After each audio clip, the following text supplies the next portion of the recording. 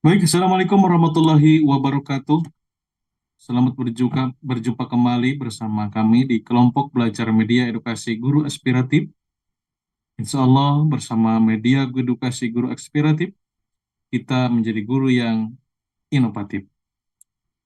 Alhamdulillah dalam kesempatan kali ini kita bisa berjumpa kembali dalam keadaan sehat walafiat, dalam rangka memenuhi kebutuhan kita untuk meningkatkan kompetensi, meningkatkan pengetahuan di bidang pendidikan dan pengajaran sebagai seorang guru. Insya Allah dalam kesempatan kali ini, kami media edukasi guru aspiratif akan berbagi bagaimana cara membuat kriteria ketercapaian tujuan pembelajaran. Yang insya Allah mudah-mudahan kajian ini bisa bermanfaat. Bapak Ibu yang kami banggakan, kita flashback kembali bahwa kebijakan pemerintah Republik Indonesia, khususnya Kementerian Pendidikan, untuk tahun pelajaran sebelumnya ada dua kurikulum yang memang dilaksanakan di sekolah. Yang pertama adalah kurikulum 2013 dan yang kedua adalah kurikulum Merdeka.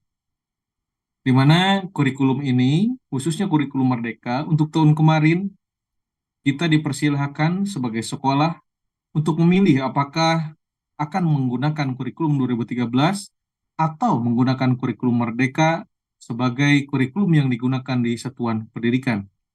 Namun berdasarkan digulirkannya kebijakan baru bahwa untuk tahun pelajaran 2024-2025, mau tidak mau, suka tidak suka, maka seluruh satuan pendidikan harus melaksanakan kurikulum Merdeka. Oleh karenanya kami merasa terpanggil untuk berbagi bersama rekan-rekan guru hebat untuk mengupas bagaimana merancang kriteria ketercapaian tujuan pembelajaran. Bapak Ibu yang berbahagia, kita flashback kembali ke kurikulum sebelumnya. Dalam kurikulum 2013 tentunya Bapak Ibu tidak asing dengan yang namanya dengan kriteria, yaitu yang paling Bapak Ibu sering gunakan adalah kriteria ketuntasan belajar minimal atau kriteria ketuntasan minimal, di mana disingkat dengan KKM. Nah, tidak jauh berbeda dalam kurikulum Merdeka, ada yang dinamakan dengan kriteria ketercapaian tujuan pembelajaran. Nah, yang pertanyaan adalah, apa persamaan dan apa perbedaan dari masing-masing kriteria ini? Kita simak tuntas nanti pada slide berikutnya. Bapak Ibu, pertama, apa sih yang dimaksud dengan kriteria ketercapaian tujuan pelajaran?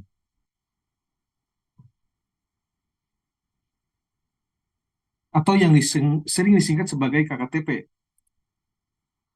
KKTP merupakan indikator ketercapaian untuk mengetahui apakah peserta didik berhasil mencapai tujuan pembelajaran atau belum. Atau bisa jadi KKTP ini merupakan sesuatu yang dikembangkan saat pendidik merencanakan sebuah asesmen yang dilakukan pada saat menyusun perencanaan pembelajaran atau yang dikenal sebagai RPP atau sekarang dalam kurikulum Merdeka disebut sebagai modul ajar.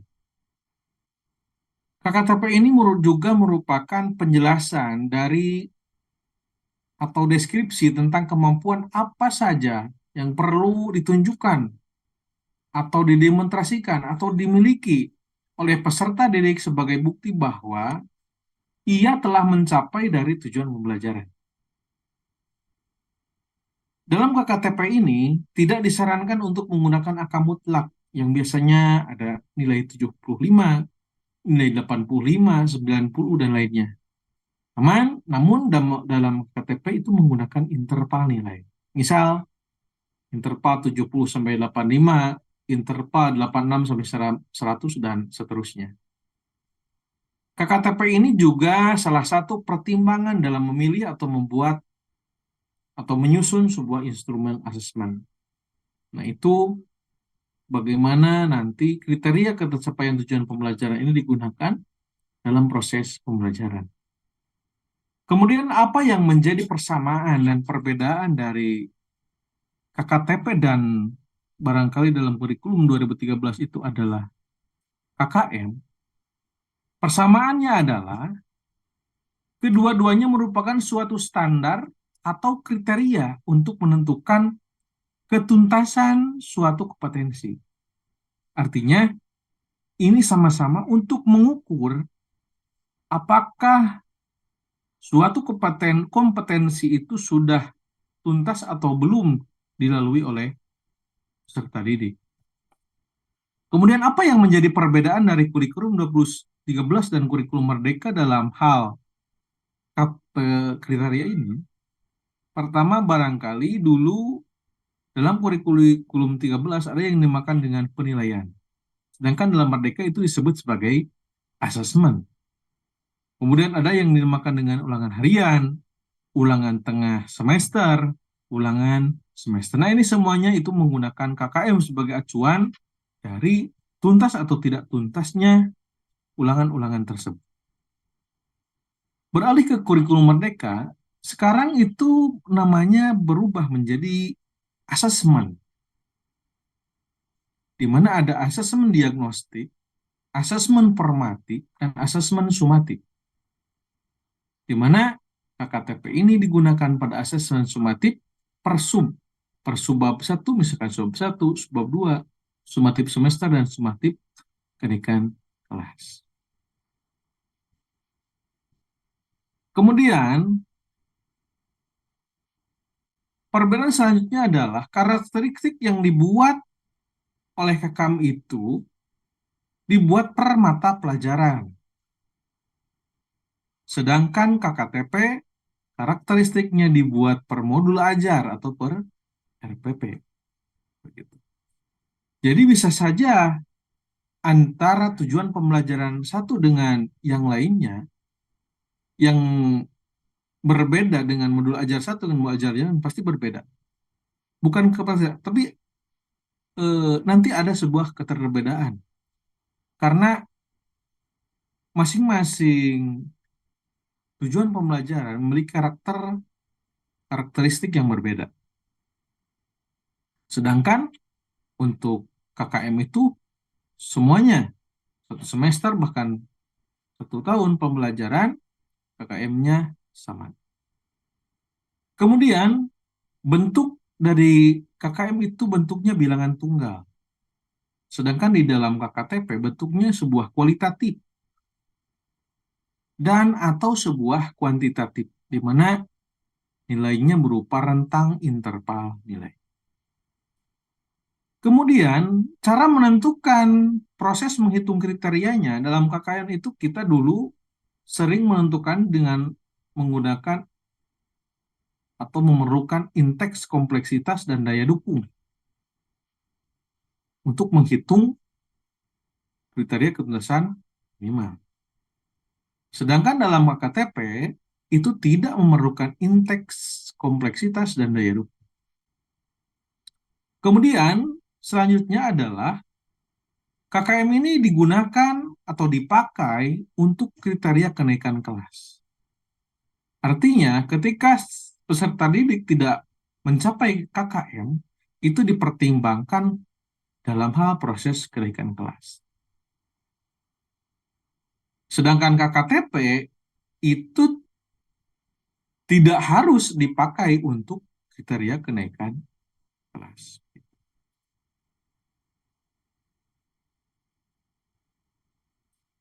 Nah, KKTP ini berdasar pada Peraturan Menteri Pendidikan Kebudayaan dan Riset Teknologi Republik Indonesia Nomor 21 Tahun 2022, di mana pada ayat 7 disebutkan penilaian sumatif pada jenjang pendidikan dasar dan jenjang pendidikan menengah bertujuan untuk menilai pencapaian hasil belajar peserta didik sebagai dasar penentuan kenaikan kelas lulusan dari satuan pendidikan. Poin 8, penilaian pencapaian hasil belajar peserta didik dilakukan dengan membandingkan pencapaian hasil belajar peserta didik dengan kriteria ketercapaian tujuan pembelajaran. Kemudian yang menjadi pernyataannya atau menjadi pertanyaannya adalah, Bagaimana Bapak Ibu menentukan kriteria ketercapaian tujuan pembelajaran KKTP ini dalam kurikulum Merdeka? Bagaimana kita move on dari KKM menjadi KKTP? Lebih lebar dan lebih jelas, Bapak Ibu bisa baca sumber bacaan pertama Permendikbud Ristek nomor 21 tahun 2022 tentang standar penilaian. Dan yang kedua adalah tentang panduan pembelajaran dan asesmen kurikulum Merdeka tahun 2022. Namun tidak dijelaskan secara rinci dalam kesempatan kali ini karena terlalu panjang. Namun kami akan meringkas, barangkali ada beberapa hal yang perlu Bapak Ibu lakukan dalam proses menentukan kriteria ketercapaian tujuan pembelajaran. Untuk menentukan atau cara menetapkan kriteria ketuntasan tujuan pembelajaran ini, Bapak Ibu, paling tidak ada 4. Pertama, menggunakan deskripsi kriteria. Yang kedua, menggunakan rubrik. Yang ketiga, menggunakan skala atau interval nilai. Dan yang keempat, menggunakan skala interval yang diolah dari rubrik. Dan yang kelima, itu nanti berdasarkan kriteria Bloom. Baik, Bapak Ibu, kita tuntas kupas bagaimana keempat cara menetapkan KKTP ini. Pertama adalah cara menentukan KKTP dengan menggunakan deskripsi kriteria. Deskripsi kriteria ini adalah kriteria yang terdiri dari beberapa komponen pertimbangan ketercapaian tujuan. Kemudian menentukan ketercapaian tujuan tersebut dengan melihat apakah komponen tersebut sudah memenuhi atau tidak memenuhi.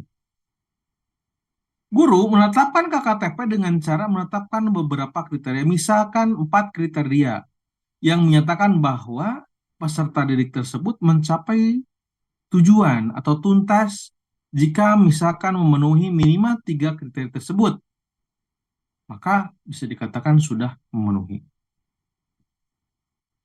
Nah, kemudian penggunaan kalimat ketuntasan guru diberikan kebebasan sesuai karakteristik mata pelajaran. Contohnya seperti ini. Contoh, sebuah tujuan pembelajaran berbunyi seperti ini. Peserta didik mampu menulis laporan hasil pengamatan dan wawancara. Maka tadi disebutkan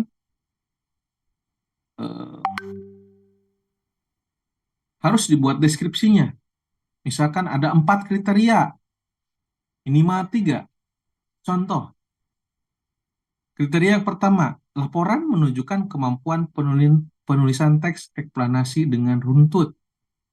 Kemudian kriteria kedua, laporan menunjukkan hasil pengamatan yang jelas. Ketiga, laporan menceritakan pengalaman secara jelas.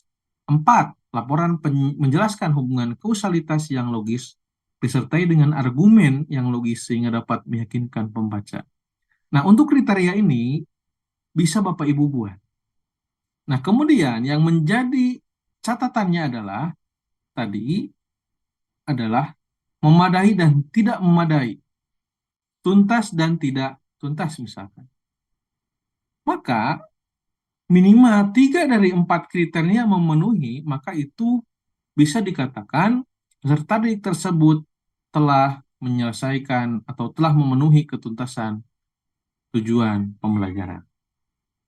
Seperti itu.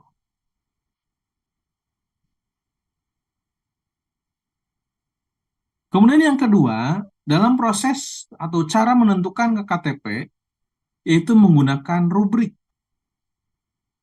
Di mana rubrik ini adalah sebuah pedoman yang dibuat untuk menilai dan mengevaluasi kualitas capaian kinerja peserta didik, sehingga pendidik dapat menyediakan bantuan yang diperlukan untuk meningkatkan kinerja.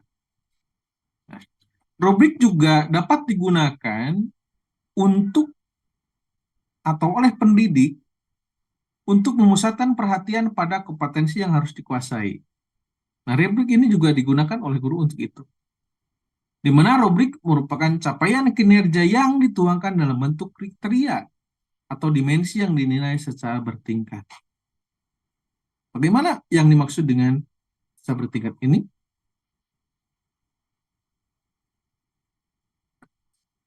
Contohnya misalkan guru menyusun rubrik performa yang dapat memperlihatkan bukti kerja, misalkan contohnya mulai berkembang, layak, cakap, mahir, perlu intervensi, kurang baik, dan sangat baik, atau sebutan-sebutan kualifikasi lain dalam penentuan rubrik ini. Nah, dicontohkan seperti ini, contoh masih dalam tujuan pembelajaran yang tadi ya, contoh tugas dalam tugas menulis laporan. Pendidik, kita sebagai pendidik, menentukan kriteria ketuntasan terdiri dari dua bagian. Contohnya misal, kita akan menilai isi laporannya. Yang kedua yang dinilai itu adalah penulisan tanda baca dan huruf. Misalkan seperti itu. Nah, dalam rubrik terdapat 4 tahapan. Seperti yang tadi sampaikan bisa berupa mulai berkembang, layak, cakap, mahir, dan sebagainya tergantung dari peserta didik. Di mana dalam setiap tahapan ada deskripsi yang menunjukkan performa tersebut.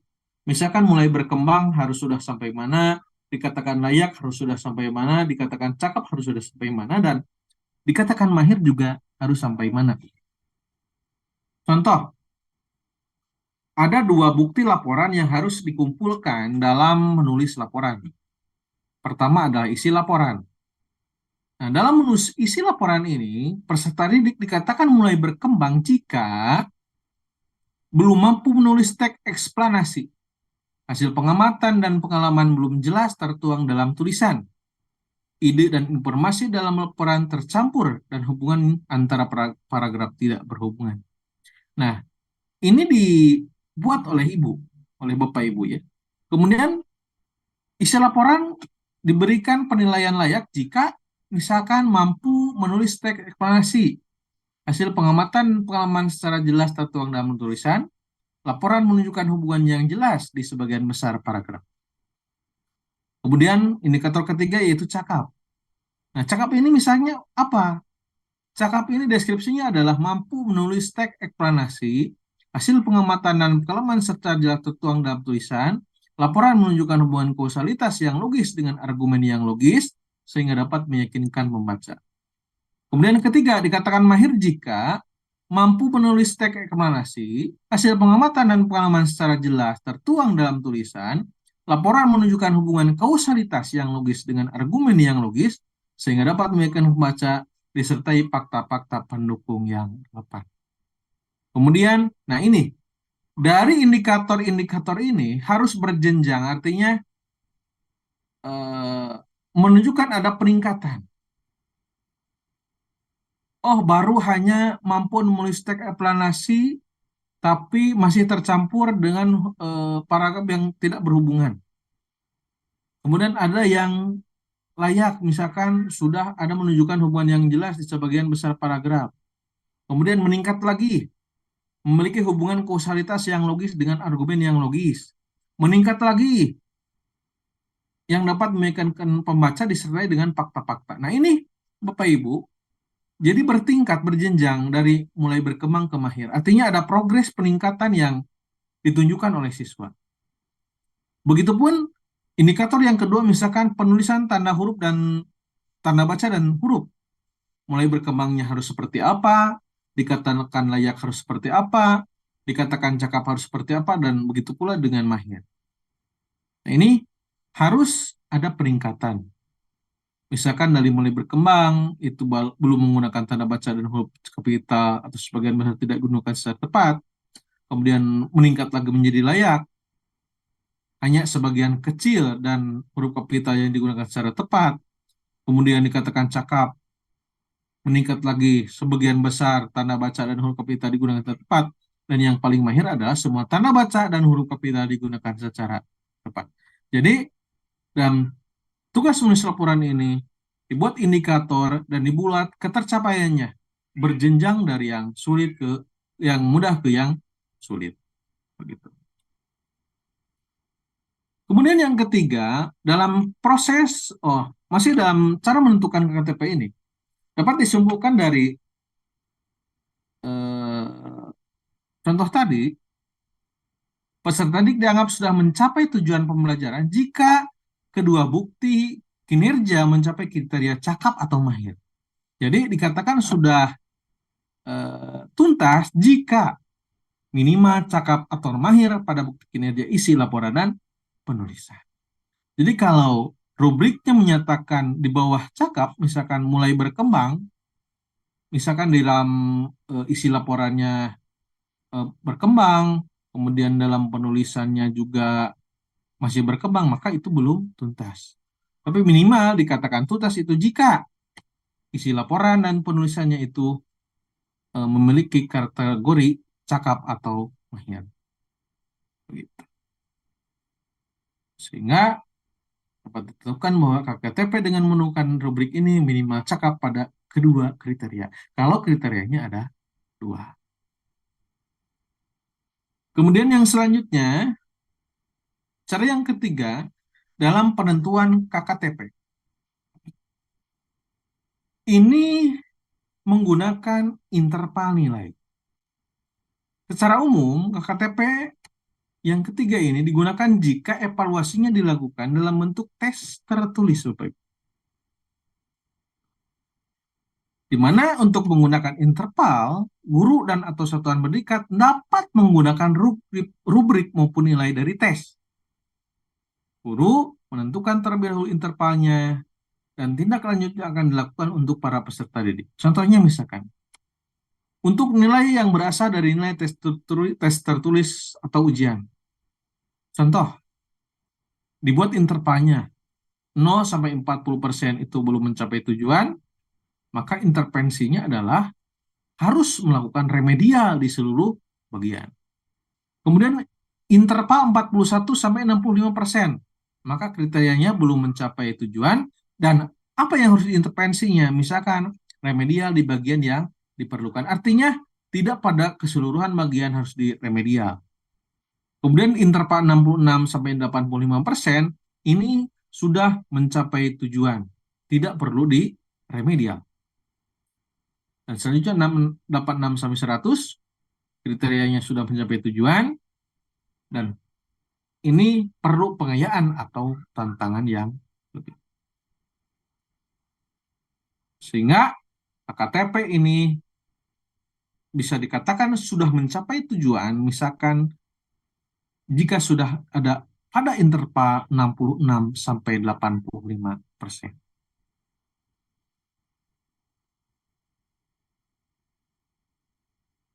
Misalkan contohnya seperti ini.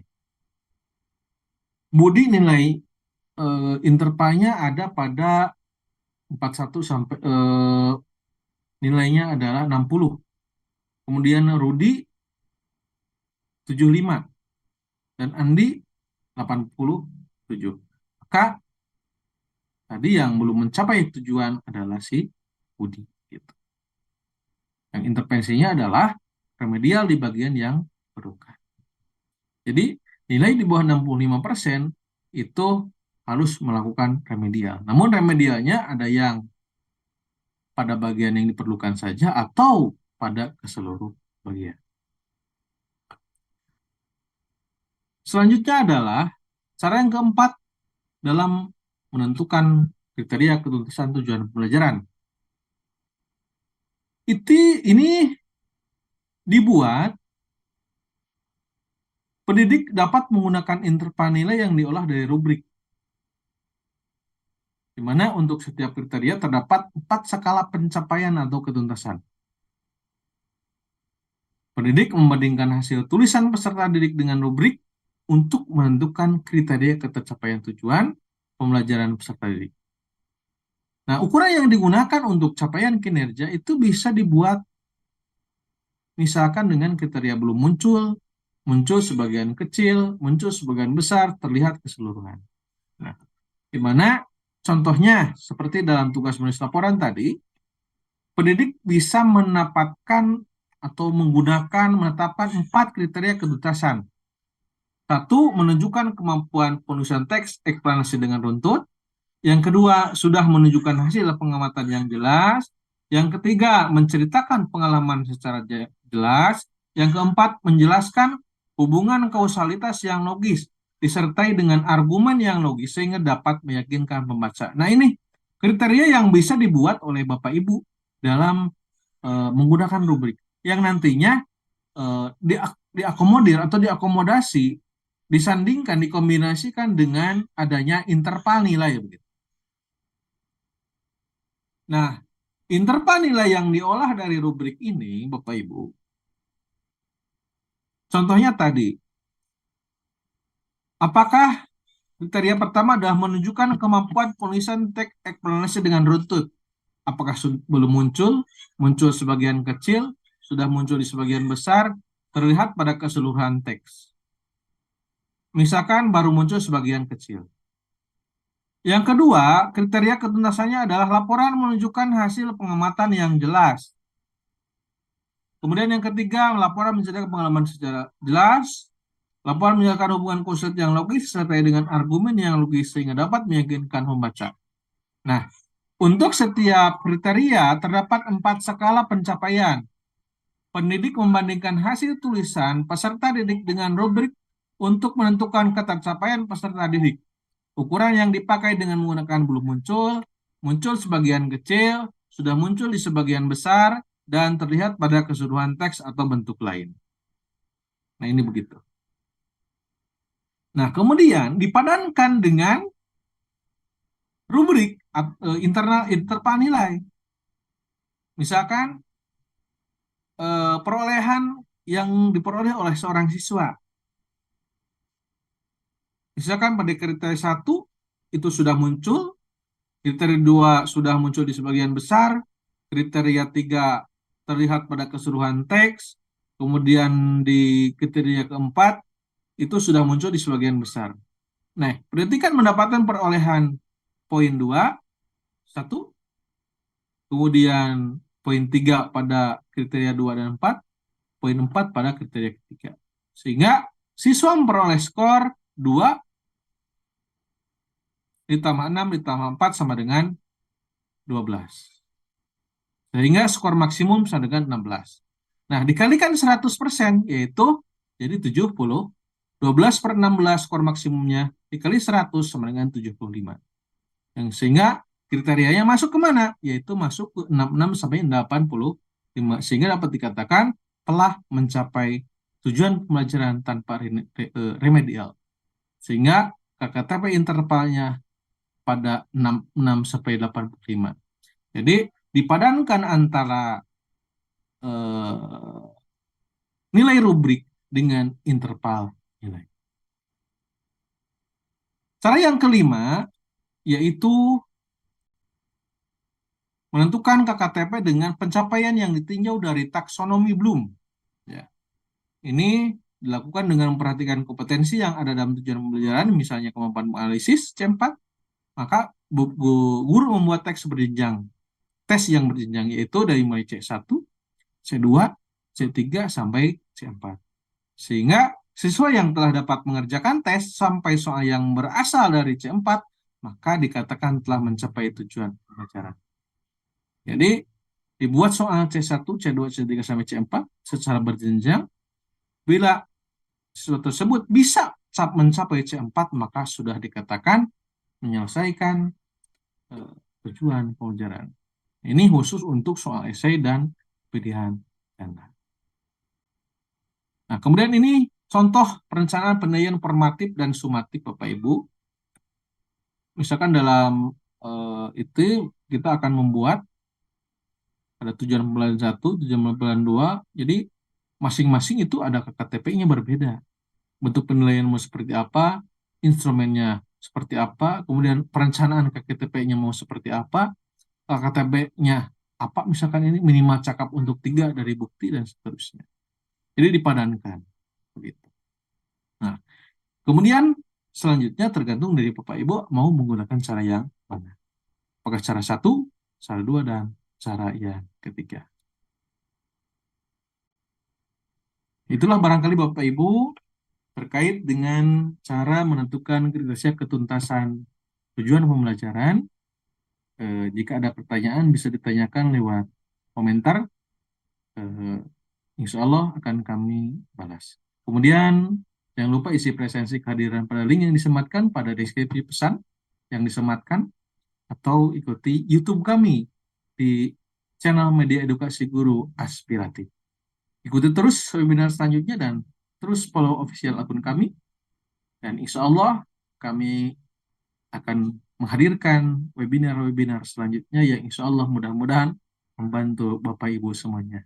Demikian paparan materi terkait dengan merencanakan atau merancang KKTP, mudah-mudahan bermanfaat. Terima kasih atas perhatiannya, mudah-mudahan bermanfaat. Assalamualaikum warahmatullahi wabarakatuh. Salam guru sehat tetap bahagia.